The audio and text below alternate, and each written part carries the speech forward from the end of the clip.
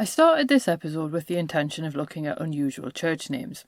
The problem was, this offered the potential to accidentally poke fun at their congregations, which is not something that I wanted to do. And it also didn't help that most churches in the UK have pretty similar names. They're named for individual saints, like St Nicholas Cathedral in Newcastle, or even All Saints, like, funnily enough, All Saints. Otherwise, they're named for their location.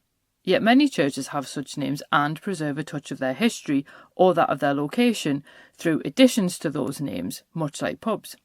So I thought I'd look at those churches whose names deviate even slightly from the usual St Andrew's Church format. So when I say unusual, that's what I mean. I don't mean unusual names like weird or strange, but just not the usual. Now, obviously, I have looked at the folklore of churches and I have looked at haunted churches before, but this time we're having a look at their names and what that can tell us about history. So let's have a look at these names in this week's episode of Fabulous Folklore. Hello there and welcome to Fabulous Folklore, the podcast for all things folklore, occult and just a bit weird. I'm your host, Icy Sedgwick, blogger, fantasy author and your guide into these rather mysterious realms. I've got some rare things to show you, so come on in, take a look around, but be careful not to touch anything. These things sometimes bite. Well, hello there, and welcome back to Fabulous Folklore with me, your host, Icy Sedgwick. We are finishing up the Folklore of Names month, and we are having a look at weird church names, although, as I explained in the introduction, they're not really all that weird. They're just names that tell us a little bit something more than we might have expected, if you actually go looking, that is. And next week, we are obviously going into the Folklore of Churches month, so we are going to be having a look at some weird things that you might find in churches. We're going to look at a notorious church that I've been wanting to do for ages, and that is going to be an interesting story to cover. And obviously Lichgate, as I mentioned. So it seemed like a nice way to segue from one month into the next. It's almost like I have this stuff planned. But we're going to start off with St Mary Woolnoth in London. And this one really did send me off down a rabbit hole that I probably didn't need to go down. And I did mention this on Instagram in one of my stories, but one of the things I do enjoy about doing this particular podcast is going off on all the tangents. I do love the tangents, they're great. And in this particular one, some of the tangents were looking at the London Underground and the churches of Nicholas Hawksmoor, which is a weird Venn diagram. And all will become clear as we have a look at St Mary Woolnoth in London. And the official name of this church on the corner of Lombard Street and King William Street is St Mary of the Nativity, but most people just call it St Mary Woolnoth. The church survived the Great Fire of London barely, and the Blitz, but was almost swept away by the City and South London Railway, which you would better know now as the Northern Line. Rather than losing the entire building, the church only lost the crypt to what is now Bank Station, and obviously there is an episode about London Underground folklore as well. Now it seems the church wardens weren't too sad to lose the crypt since it was closed at one point due to the smell coming from the bodies in the vault, and some suggested at one point that there were 7,000 to 8,000 bodies under the floor. Now the current church dates to the early 18th century, designed by architect Nicholas Hawksmoor, making this his only church in the City of London, and he was also responsible for Christ Church in Spitalfields, which provided the inspiration for the 10 Bells name, which we had a look at in the pub names. But the church itself is quite interesting because during the building work, workers found Roman remains, which matches evidence of Roman buildings nearby, because obviously the City of London does mark pretty much the Roman settlement. Other websites do breathlessly describe Saxon remains, although they're not actually mentioned in the Historic England listing. But before anyone gets excited about Christianity reusing earlier sites of worship, and I know that there can be a tendency to assume that if a church is on the site of a pagan building, that they must have put it there deliberately to steal the pagans. And sometimes it's like, no, they've just built it there because either it's a good site or because people are used to going there anyway. Or indeed maybe were used to going there and there's been some intervening time, and in this case there is a gap of a few centuries between the Saxons and the construction of the original 12th century church on the site.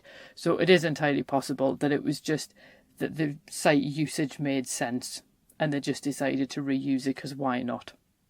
So we can work out where the St Mary in the name came from, but what about Woolnoth? Because obviously we are supposed to be looking at the names.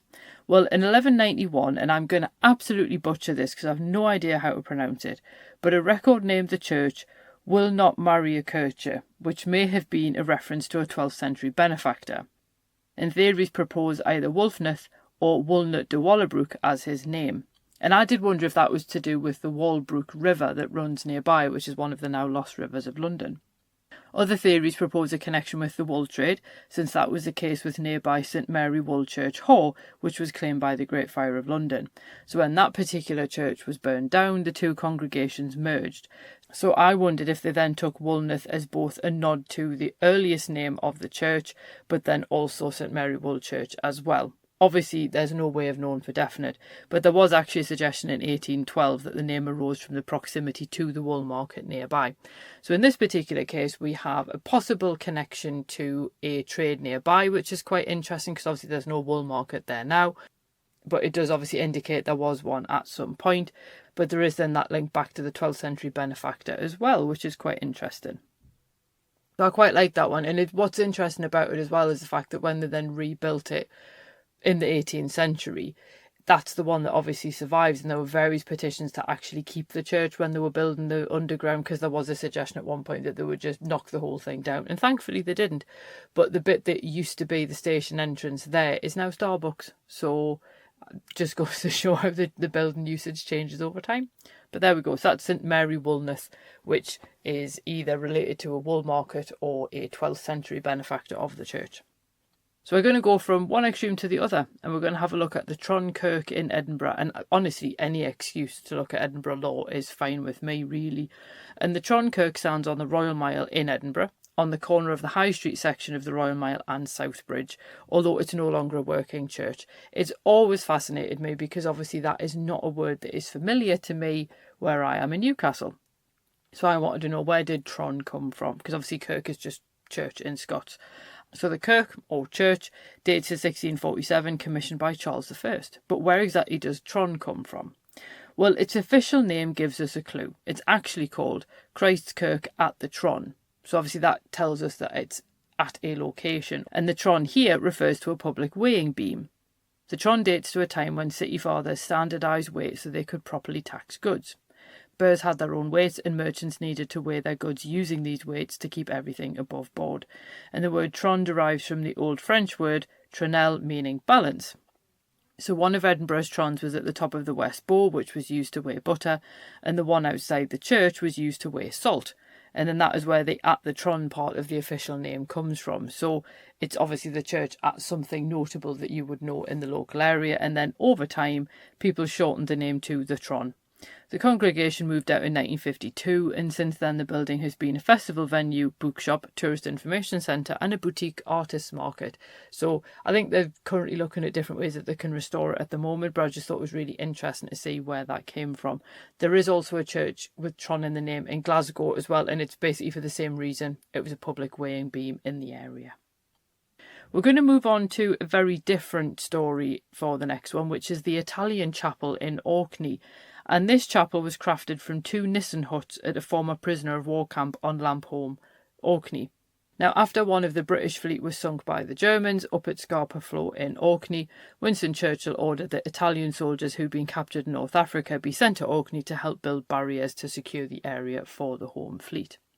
Now, around 550 soldiers ended up on Lampholm at Camp 60, and they had a camp priest, Father Giacobazzi, who requested permission to build a chapel. Now they joined 2 Nissen huts together and tasked soldier artist Domenico Ciocchetti with the creation of the actual chapel, and 2 other soldiers, blacksmith Giuseppe Palumbi and cement worker Domenico Buttapasta, helped. And honestly, if you see the pictures of the place, it looks stunning inside. And Ciocchetti basically did most of the painting work, which was just phenomenal, and it actually looks like it's tiled on the inside, and it's not, it's all painted. It's absolutely fabulous. And Ciocchetti actually painted the altarpiece, while the soldiers made an altar from concrete and also used painted glass in the windows. Now, one of the reasons why Ciocchetti did all of this is because before the war he'd actually studied art and done an apprenticeship to be a church painter. So after he was captured by Canadian troops in Libya, he ended up in a prisoner of war camp in Egypt, and he was actually paid on a commission basis to copy family photographs and to paint portraits in the English quarters. So when orders came to send the camp to India in 1940, a Scottish corporal intervened and Ciocchetti ended up in Orkney instead. As I say, judging by the photos, it's a really beautiful space, and I think it does look like it has been tiled, although it's just all painted onto plasterboard. It was actually refreshed by restoration artist Antonella Papa, who's also got quite an interesting career having worked on the Sistine Chapel. And I think what's really cool about this one is both its name and presence really does preserve a slice of World War II history, making this probably the most unusual church on this list. But it was when I saw the name I thought, ooh, that's quite unusual. Why would there be an Italian chapel in Orkney? So you can't really engage with the chapel without engaging with why they were there. So it does really bring that sort of World War II link to life, as it were. And as I say, by the photos, it looks gorgeous. Now we're going to move on to its slightly different church, and this is the Church of the Good Shepherd, Lullington. And this might not sound like a particularly unusual name, but it's not the original name for this particular church on the South Downs. And the church itself is Sussex's smallest church and seating only 20 people. It's also one of the country's smallest churches as well. And as far as anyone can tell, the original church was far larger, but was razed during the English Civil War by parliamentarian forces. So the remaining building is all that remains of that earlier church's chancel, and the vicar holds service by candlelight because the church has no electricity supply. Now, no one is entirely sure of the church's original name in full when it was first dedicated in the 13th century, but there does seem to be a theory that St Zita was the original dedication, and she was canonised for her devotion and hard work. Now, St Zita lived during the 13th century in Italy and is the patron saint of domestic workers, especially maids, and people often appeal to her for help in discovering lost keys, which I think is nicely specific. She does sound really cool when you actually read her story, and a lot of saints have suffered awfully and there's been all these horrific things have happened to her, but Zita is just really pious and just really faithful. And one of the things I like in one story is she'd been really, really, really badly treated as a servant, but then when she got to be a manager of other servants, she was really careful to be good to them because she knew how awful it was to be on the receiving end of bad behaviour. But she didn't really receive much loyalty from some of the staff for that. So on one particular occasion, she delegated the bread baking to another servant so she could help someone in need. But that servant then told the family, as if to say, oh, she's shirking her duties. And then when they went to admonish Zita, they actually found angels in the kitchen doing her baking for her, which I thought was really lovely. So I thought it was really interesting that the dedication has been changed, but obviously from a saint who many people may not have heard of, I would think. And one of the other things I think that this church is quite interesting is the fact that while, yes, it only has a tiny congregation now, it also wasn't particularly massive as a congregation in earlier times because much of the population in the area fell to the 14th century Black Death, which just left the congregation as being a handful of families, if that. After community discussions, the church actually changed its name to the Good Shepherd in 2000, referring to one of the earliest names for Jesus, and that actually reflects the area's agricultural nature. So I thought it was quite cool that even if they have changed the name, they have changed it to one that does still tie into the area. And I like the fact that the community actually got a say in that one as well. So it's not the most unusual name in the fact that the words all make sense in that order. It's more just why did they choose that name in the first place. And our final entry is, again, I kind of thought laterally for this one, and this is Watts Cemetery Chapel in Compton. And this chapel, made of terracotta and red brick, stands in Compton Cemetery on Down Lane, and it's also the burial place of author Aldous Huxley, author of Brave New World. And a lot of people like to resurrect 1984 type stuff whenever they're talking about totalitarian governments and whatnot, and I really do think that you'd actually need to have a look at Brave New World as well, because in some ways it's almost worse. So I highly recommend that if anyone wants a cheerful read this weekend. But the main reason I wanted to include this particular chapel is it's less because of its name being unusual, because it's not really, but it's more because of whose name it was. So the Watts in the name comes from Victorian painter George Frederick Watts, who funded the chapel, which was actually designed by his designer and artist wife Mary Fraser Tytler. Watts was most often associated with the symbolist movement, but with paintings of Psyche, the Minotaur, nymphs, satyrs and death, his work bears a lot of common points with the pre-Raphaelites who I've discussed before and did an entire series on. But back to Fraser Tytler, because she's actually the important one in this story. Now, she didn't make the chapel herself, because that would have obviously been a lot of work, but what she did do was she crowdsourced work from the local community by teaching 78 local people how to make the clay tiles that her design needed. So it's very much a group effort involving the local people, which is really cool. Fraser Tytler is sometimes referred to as Mary Seton Watts, which was her married name, so the name of the chapel actually refers to her as much as her husband, so it's kind of a question of which Watts is it referring to. But I just thought it was really interesting that it really does preserve her work more than his. And you can see this when you go inside the chapel. And Fraser Tytler opted for a weird blend of Celtic Revival and Art Nouveau style, which you can see on screen if you're watching right now on YouTube, because I've put an image up. And angels peer out of a lush green background. Now, Fraser Tytler is more often discussed in relation to the arts and crafts movement, which I think is a really instructive thing to have a look at when we look at what's going on with the likes of AI now. Arts and crafts was very much a kickback against industrialisation, and I do genuinely think we're going to see a second arts and crafts movement against the behemoth that is AI. But anyway, back to the point in hand.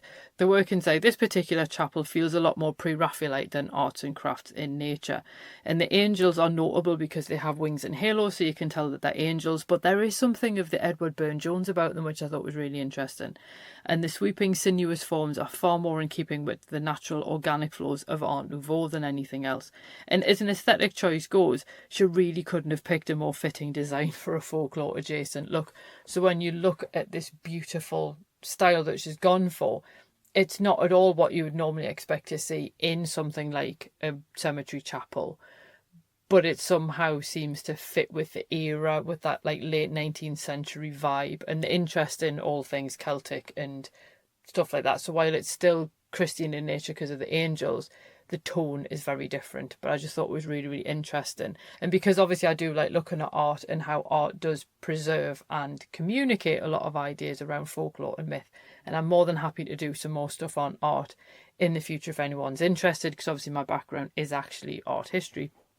Please give a shout if you'd like us to cover some more artists. But I just thought it was really interesting to see how this particular church commemorates both of the Wattses really, but also commemorates that particular moment in art history where people really did have an interest in natural forms and so on. So you may be disappointed that, as I say, I haven't covered any like genuinely weird church names. But as I say, it was too easy to poke fun at people who worshipped at such places. And I just thought there's enough nastiness in the world. And I think in this case, because I've ended up falling down this particular rabbit hole of names that preserve history or something to do with the location, these particular names, because of the fact that they're rooted in their context, that almost seemed like a better way to end this particular investigation into churches than just looking at anything that's really weird. But what I would love to know is, are there any church names near you that stand out as being unusual? Do they preserve the stories of their construction or their local area? Or any of them actually instructive like these ones are? And it would be really interesting to see what names appear and what folklore has become attached to them. So please do feel free to let me know if there are any interesting ones near you, or anything that just kind of catches your eye as being a bit more unusual, and that would be really cool.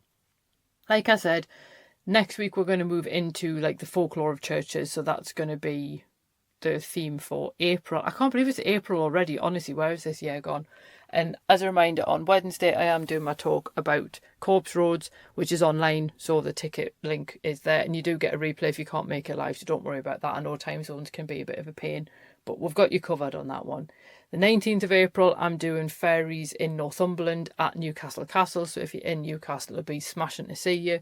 And then the 26th of April, I'm appearing at Conway Hall's Art Magic Law event alongside Phil Hines and Libby Bove. So again, it would be lovely to see you in person there if possible. People have already been asking if I'm going to do that talk online or elsewhere. I genuinely don't know, because I was asked to do it by Conway Hall, so I don't know yet. But if you are in the area on the 26th of April, it would be lovely to see you there as well. And that's when we're going to be having a look at what we can learn from 8 figures from folklore who fall into the rebel category. And yes, we are doing psychopomps, because I love psychopomps, which I think anyone who's a regular listener will know. But anyway, I hope you enjoyed all of that.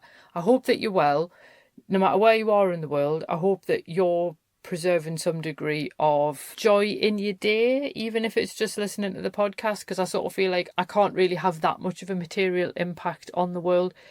So my hope for this podcast, other than to also help people to see different contexts of things and take different perspectives and appreciation and so on, is also just simply to give you 20 minutes respite from the absolute screaming abyss that is the world today.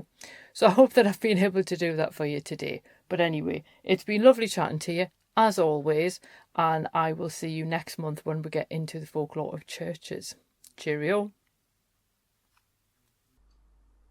Well, thanks for listening, and I hoped you enjoyed that episode. If you did, feel free to leave a review wherever you listen to podcasts, because that helps other people find the show too. It also takes between 4 and 6 hours to research, write, record and edit these episodes, so if you want to help support my time in doing that, then you can buy me a coffee. Or you can join the Fabulous Folklore family on Patreon and enjoy extra benefits, including exclusive episodes and articles and even illustrated talks. All the links you need are below, and thanks in advance.